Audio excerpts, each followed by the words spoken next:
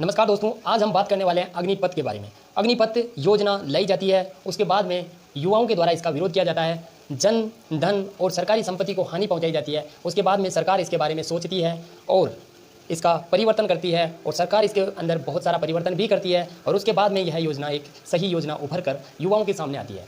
तो दोस्तों, इन पूरा जो प्रोसेस है इसमें क्या क्या परिवर्तन हुए और सरकार अब इस योजना को किस प्रकार से लागू करेगी और क्या क्या इसमें एलिजिबिलिटी होगी और क्या क्या एक अग्निवीर को मिलने वाला है और यह जो भर्ती है यह कब से शुरू हो रही है और इसकी जो तारीख है वो भी दे दी गई है। इन सभी के बारे में हम इस वीडियो में बात करने वाले हैं, तो वीडियो को अंत तक जरूर देखना दोस्तों, क्योंकि यह वीडियो आपके लिए बहुत ही फायदेमंद होने वाला है। इससे पहले एक छोटी सी गुजारिश करूंगा, यदि आप चैनल पर नए हो तो चैनल को सब्सक्राइब कर लीजिए और वीडियो अच्छा लगे तो अंत में लाइक भी जरूर कर देना। अब बात करते हैं दोस्तों कि यह योजना, तो इसमें आपकी क्या एलिजिबिलिटी होनी चाहिए। पहली एलिजिबिलिटी तो ये होनी चाहिए कि यदि आप इस योजना का फ़ायदा उठाना चाहते हैं तो आप यदि उपद्रवी की तरह व्यवहार करते हैं और किसी भी तरह से आपका एफआईआर दर्ज हो जाता है या फिर आप पुलिस की नज़र में एक गलत व्यक्ति साबित हो जाते हो तो आपको इस योजना में भर्ती नहीं किया जाएगा, यानी आप इस योजना के लायक नहीं रहेंगे। इसीलिए दोस्तों आपसे निवेदन है कि यदि आप इसका विरोध कर रहे हैं तो आप किसी भी प्रकार की सरकारी संपत्ति को नुकसान ना पहुँचाए और ऐसा काम ना करें जिसके कारण आपको एफआईआर हो जाए। दूसरी एलिजिबिलिटी आपके साथ होना चाहिए, आप या तो 10वीं पास होना चाहिए या फिर आप 12वीं पास होना चाहिए। दोस्तों यदि आप 10वीं पास हो और आप अग्निवीर बन जाते हो तो गवर्नमेंट आपको यानी आर्मी में आपको अग्निपथ योजना में अग्निवीर की जॉब करते हुए आपको 12वीं तक का सर्टिफिकेट दिया जाएगा। और तीसरी बात, आपको एलिजिबिलिटी चाहिए, इसके लिए 17.5 से एज आपकी ऊपर चाहिए और इसके लिए 21 साल तय की गई है। परंतु ये जो 46,000 की भर्ती निकाली गई है इसमें एज लिमिट छूट दी गई है, क्योंकि पिछले 2 साल से कोरोना चल रहा था और भर्ती भी नहीं निकली थी। इसी को देखते हुए 3 साल की उम्र में छूट दी गई है। अब 46,000 की जो भर्ती निकलेगी इसमें आप 24 साल की एज तक भी फॉर्म भर सकते हो। तो दोस्तों ये चीज़ आपको समझ आ गई होगी कि आपको क्या क्या एलिजिबिलिटी चाहिए। अब आपके दिमाग में क्वेश्चन चल रहा होगा, ठीक है हम ये सारी एलिजिबिलिटी रखते हैं और इसमें फॉर्म भरने की एलिजिबिलिटी भी है, तो आप फॉर्म कैसे भरोगे। दोस्तों अनाउंसमेंट किया है कि 24 जून से इसके फॉर्म भरना शुरू हो जाएंगे और 24 जुलाई तक इसके फॉर्म भरे जाएंगे। जो पहला बैच है इसके 24 जून से फॉर्म भरना शुरू हो जाएंगे और ऑनलाइन फॉर्म भरे जाएंगे। आप भी चाहते हैं इस योजना का फायदा उठाना तो 24 जून से आप फॉर्म डलवा दीजिए।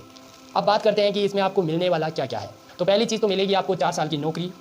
अगर आप में एबिलिटी है और आप एक अच्छे परफॉर्मेंस है यानी अच्छा परफॉर्म करते हैं और आप एक अच्छे सैनिक की तरह रहते हो तो आप 25% युवाओं में एक स्थायी जॉब पा जाओगे, यानी 25% युवाओं को एक स्थायी आर्मी की जॉब मिलेगी जिसमें आप भी शामिल हो सकते हो। और इसके साथ साथ मिलेगा आपको लगभग 30 से 40 हज़ार की सैलरी प्रति महीने, लगभग 30 से 40 हज़ार की सैलरी प्रति महीने मिलेगी।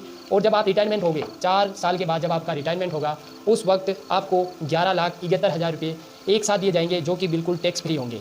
उस पैसे को आप कहीं पे भी सेटल हो सकते हो, उस पैसे को लगाकर बिजनेस या फिर अपना स्टडी पूरी कर सकते हो। इसी के साथ मिलेगा आपको एक सर्टिफिकेट, यानी अग्निवीर को एक सर्टिफिकेट दिया जाएगा। उस सर्टिफिकेट के माध्यम से आपको बहुत सारी ऐसी गवर्नमेंट जॉब होगी जिसमें 10% की छूट दी जाएगी। आप ऐसा समझ सकते हो जैसे कि एनसीसी और ऐसे डिग्री होती है, डिप्लोमा होता है जिसमें छूट दी जाती है उस सर्टिफिकेट के आधार पर, उसी प्रकार से इसमें सर्टिफिकेट मिलेगा और उसमें आपको 10% की छूट मिलेगी। और इसी के साथ में आपको रहने खाने और मेडिकल जैसी सुविधाएँ फ्री मिलेगी और 1 साल में 30 दिन की छुट्टियाँ भी मिलेगी। अब बात करते हैं कि दोस्तों आप यदि इस अग्निवीर के रूप में काम करते हुए शहीद हो जाते हो, यानी यदि आप एक भारत माँ की रक्षा करते हुए शहीद हो जाते हो तो आपके परिवार वालों को 1 करोड़ रुपये का मुआवजे के रूप में हेल्प की जाएगी, उनको सहायता दी जाएगी, यानी 1 करोड़ रुपये आपके घर वालों को दिए जाएंगे। यदि मान लीजिए कि आप जॉब करते हुए आपका कोई हाथ फ्रैक्चर हो जाता है, पाँव फ्रैक्चर हो जाता है या फिर आपके गोली लग जाती है यानी डिसेबिलिटी हो जाती है आपको, तो आपका 44 लाख का बीमा कर दिया जाएगा जो कि आपको विद एंड प्रूफ मिल जाएगा। अब बात करते हैं कि दोस्तों इसमें आपको ज्वाइन किस प्रकार से होना है और इसमें कौन कौन सी प्रोसेस आपको फॉलो करनी होगी। यदि आप फॉर्म भरते हो तो उसके बाद में आपको सेम उसी प्रकार से आपकी ज्वाइनिंग होगी जिस प्रकार से एक आर्मी के जवान की होती है, यानी आपकी दौड़ होगी, मेडिकल होगा, फिजिकल होगा और साथ ही साथ आपका एग्जाम पेपर भी होगा, यानी आपको एग्जाम फाइट करना होगा इसके लिए। और दोस्तों इसी अनाउंसमेंट में यह भी कहा गया है कि इस अग्निपथ योजना के बाद कोई भी आर्मी की भर्ती नहीं निकाली जाएगी और यह अग्निपथ योजना वापस नहीं ली जाएगी।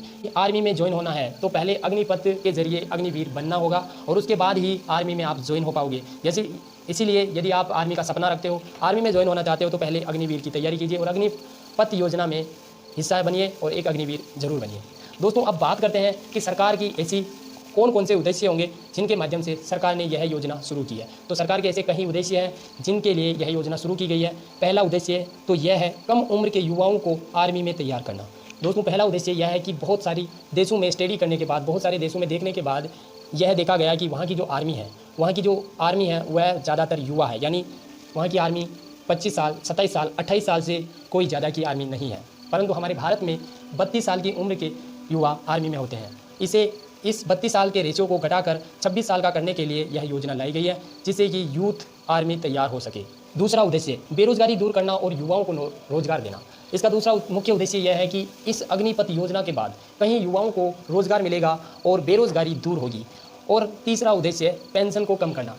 दोस्तों, सरकार का यह भी मानना है कि जो सैनिक को रिटायरमेंट के बाद पेंशन दी जाती है, उस पेंशन के पैसे से तो आर्मी के कहीं औजार खरीदे जा सकते हैं, कहीं हथियार खरीदे जा सकते हैं। इसीलिए पेंशन को बचाने के लिए भी सरकार ने ये योजना निकाली है। इसके बाद जो सैनिक होगा उसको पेंशन नहीं देनी पड़ेगी। तो यहाँ पर दोस्तों मैं ये एक राय देना चाहता हूँ कि क्यों ना सरकार ये कर दे कि जितनी भी गवर्नमेंट जॉब है, तो गवर्नमेंट जॉब करने के बाद उन लोगों को पेंशन क्यों देती है, उन सभी की पेंशन बंद क्यों नहीं कर देती है। अगर सरकार ऐसा ही कर दे कि सभी की पेंशन को बंद कर दे, तो भारत का जो बजट है एक अच्छा बजट बनेगा और इससे कि भारत के बहुत सारी योजनाएं शुरू हो सकती हैं और एक भारत का एक सुनहरा चेहरा सामने आने वाला है। तो दोस्तों, क्यों ना सरकार को चाहिए यह कि सभी की पेंशन बंद कर दे, क्योंकि एक व्यक्ति जो जॉब करता है वो अपने आप में इतना सक्षम तो ज़रूर हो जाता है कि उसको पेंशन की कोई ज़रूरत नहीं पड़ती है शायद। आपकी क्या राय है, आप कमेंट सेक्शन में ये बात ज़रूर बताइए। और चौथा उद्देश्य 4 साल की ट्रेनिंग के बाद एक मजबूत आर्मी तैयार करना। एक मुख्य उद्देश्य है दोस्तों, वह यह है कि सरकार चाहती है कि 4 साल की ट्रेनिंग के बाद जो युवा स्थायी होगा वह एक मजबूत और एक हिम्मत वाला व्यक्ति होगा, जिसमें जुनून और जोश सबसे ज़्यादा होगा। दोस्तों, हमारे भारत की आर्मी यही चाहती है कि एक 4 साल की मजबूत ट्रेनिंग के बाद युवा को आर्मी में स्थायी किया जाए और उसके ज़रिए एक मजबूत आर्मी तैयार की जाए, जो कि किसी भी देश के सैनिकों से, किसी भी दुश्मन से लोहा ले सके। इसीलिए यह योजना लाई गई। दोस्तों, इन्हीं उद्देश्यों के साथ इनके अंदर गहन स्टडी की गई और बहुत सारी जानकारी प्राप्त की गई और इन उद्देश्यों के पॉजिटिव मायने रखे गए, तब जाकर यह योजना लाई गई। इस चीज़ को आप भी समझिए और दोस्तों इस योजना का फ़ायदा उठाइए। इसके बहुत सारे फ़ायदे हैं, आने वाले समय में इसके फ़ायदे दिखना शुरू हो जाएंगे। यदि आप भी चाहते हैं कि इन फ़ायदों के पॉजिटिव मायने लोगों के सामने आए, तो आप भी पॉजिटिव सोचिए और इस योजना में भाग लीजिए। और दोस्तों, आशा करता हूं कि यह वीडियो आपको समझ आया होगा। यदि वीडियो आपको समझ आया हो तो वीडियो को लाइक कर दीजिए और यदि इस वीडियो से आपको कोई भी क्वेश्चन हो तो आप कमेंट सेक्शन में ज़रूर लिखिए, आपके क्वेश्चन का आंसर आपको ज़रूर मिलेगा। और वीडियो अच्छा लगा हो तो दोस्तों थोड़ा सा शेयर करने का कष्ट कर दीजिए और आपका छोटा भाई समझ के चैनल को सब्सक्राइब कर लीजिए, क्योंकि नई नई इन्फॉर्मेशन और कहीं योजना और कहीं भर्तियों के बारे में आपको इस चैनल में जानकारी देता रहूँगा। इसीलिए आप चैनल को सब्सक्राइब कर लीजिए, बेल आइकन ऑल कर देना, ताकि कोई भी नोटिफिकेशन हो आपको तुरंत मिल सके। मिलते हैं दोस्तों ऐसी ही नई खबर के साथ, तब तक के लिए जय हिंद दोस्तों।